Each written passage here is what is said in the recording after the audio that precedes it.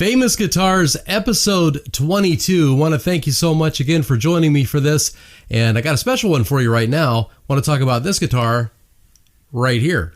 And of course, I'm talking about the history of Bo Diddley's famous guitar, the Twang machine. From his music to the instruments that he played that music with, blues legend Bo Diddley was a pioneer in many ways. His influential style helped mesh together the genres of rock and roll and the blues, a crossover that became the basis of classic rock music. His song Bo Diddley invented the Bo Diddley beat, which became one of the foundational building blocks of rock and roll and is still relevant to the world of music today. You can clearly hear Bo Diddley's style in Not Fade Away by Buddy Holly, made epic by Grateful Dead, as well as much of the music of the Rolling Stones, Elvis Presley, The Clash, and many more. Bo Diddley made a name for himself playing rectangular guitars, starting with the one that he built for himself in 1945 and continuing on through his entire career. According to a 2008 interview with Vintage Guitar, Bo Diddley's first guitar was made from whatever materials he could find, including the pickup from an old Victrola record player. These guitars later became known as cigar box guitars after music promoter Dick Clark first referred to Bo Diddley's handmade guitar that way, and are still popular among folk and blues musicians today, some of whom claim that they are the most comfortable electric guitars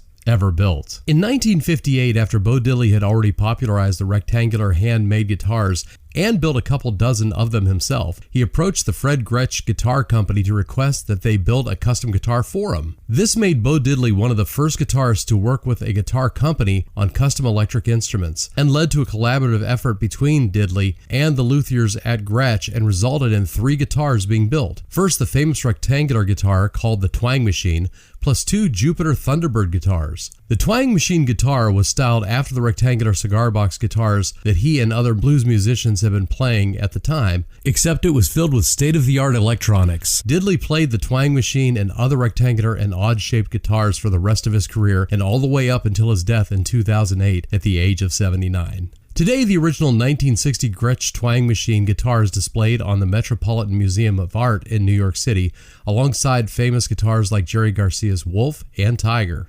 Several other rectangular guitars that Diddley owned are on display in various places, including some locations of the Hard Rock Cafe. I personally have also seen one displayed at a famous theater in Branson, Missouri. Gretsch also still makes a variation of the Twang machine called the Gretsch G5810 Bo Diddley, and it has been played by notable musicians such as Billy Gibbons of ZZ Top, Kim Larson, Martin Grove of Depeche Mode, and Tim Von Hommel of Eagles of Death Metal. You can read more about this guitar and see a video of this guitar in action at extrachill.com/Bo Diddley. And there you have it, your Famous Guitars, episode 22, the history of Bo Diddley's famous guitar, the Twang machine. And please like, share, and follow for more Famous Guitars.